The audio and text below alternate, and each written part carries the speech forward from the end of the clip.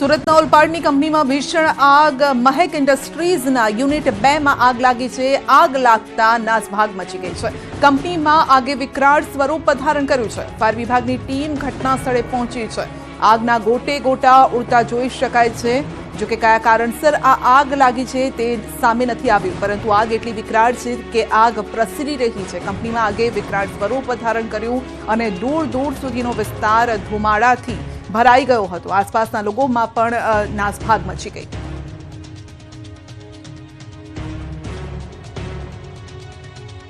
તો મહેક ઇન્ડસ્ટ્રીઝના યુનિટ 2 માં આગ લાગી હતી. આગને જોવા માટે પણ કેટલાક લોકો ત્યાં પહોંચી ગયા. ટોળે ટોળા ત્યાં ઉમટી પડ્યા હતા, પરંતુ આગ પ્રસરે તો ભયાનક સ્વરૂપ પણ ધારણ કરી શકે છે. જોકે આગને જોવા માટે આવેલા લોકોના જીવ પણ મુસીબતમાં મુકાઈ શકે છે. ઓલપાડની આ કંપની છે જ્યાં ભીષણ આગ લાગી છે. અમદાવાદના મેમનગર પાસે ફ્લેટની ગેલેરીનો ભાગ તૂટ્યો. તુલસી ફ્લેટની ગેલેરીનો ભાગ તૂટતા એકને ઈજા. ફાયર બ્રિગેડની ટીમે કાટમાળ હટાવ્યો. ઈજાગ્રસ્તની હાલ હોસ્પિટલમાં સારવાર ચાલુ.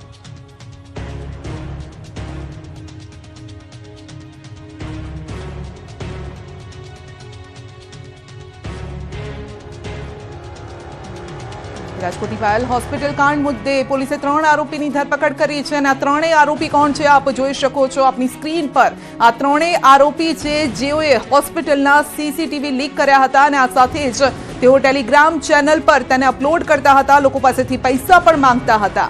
તો સીસીટીવી વાયરલ કરવાનું કારસ્તાન દેશવ્યાપી નીકળ્યું છે. અમદાવાદ સાયબર ક્રાઇમ બ્રાન્ચે લાતુર, ગુડગાંવ અને પ્રયાગરાજથી 3 આરોપીની ધરપકડ કરી છે. આ આરોપી ટેલિગ્રામ ચેનલમાં આ પ્રકારના દ્રશ્યો વેચતા હતા અને આ માટે તેઓ લોકો પાસેથી 800 થી 2000 રૂપિયા લેતા હતા. જો તમે આ ફીસ પે કરો તો જ આ વિડીયો ઓપન થતા હતા અને લોકો તેને જોતા હતા. મહારાષ્ટ્રના લાતુરના સાંગલી કારસ્તાનથી આ રેકેટ ચાલતું હતું. તો પ્રજ્વલ નામનો વ્યક્તિ મુખ્ય આરોપી છે. રાજેન્દ્ર પાટીલ બીજો આરોપી. રોમાનિયા અને એટલાન્ટાના હેકર્સના સંપર્કમાં આરોપી હતા અને આ ત્રણેય આરોપીઓ 1 વર્ષથી આ પ્રકારની પ્રવૃત્તિ કરી રહ્યા હતા.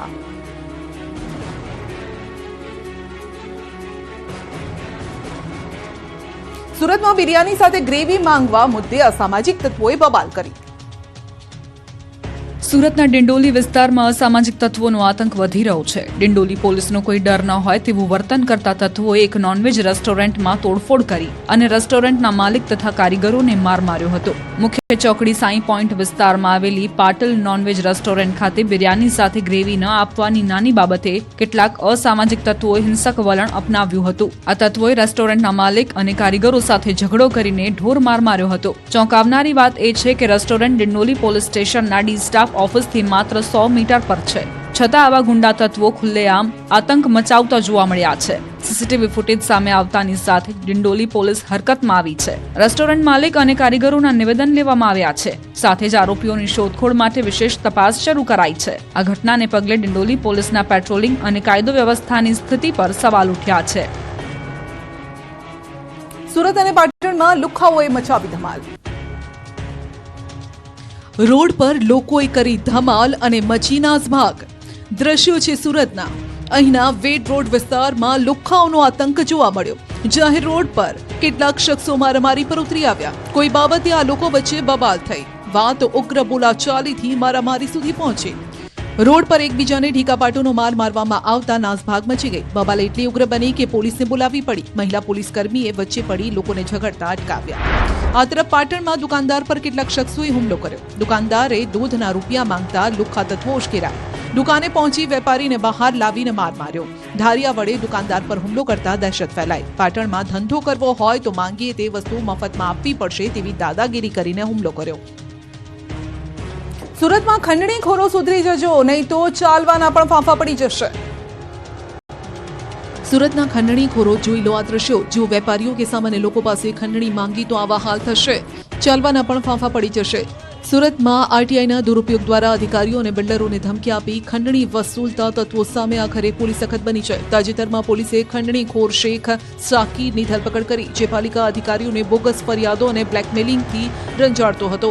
આ કાર્યવાહી બાદ પોલીસે રીકન્સ્ટ્રક્શનની રણનીતિ અપનાવી મોગલીસરા વિસ્તારમાં ખંડણીખોરને લઈ ગઈ હતી અને તેની પોલીસ સ્ટાફ અને પાલિકા અધિકારીઓ સમક્ષ માફી માંગવા તેને મજબૂર કર્યો. તમામ કર્મચારીઓ સમક્ષ તેને ટેબલે ફેરવવામાં આવ્યો. પોલીસે કર્મચારી અને અધિકારીઓને અપીલ કરી કે તેઓ ખંડણીખોર સામે ડર્યા વગર આગળ આવે અને ફરિયાદ નોંધાવે.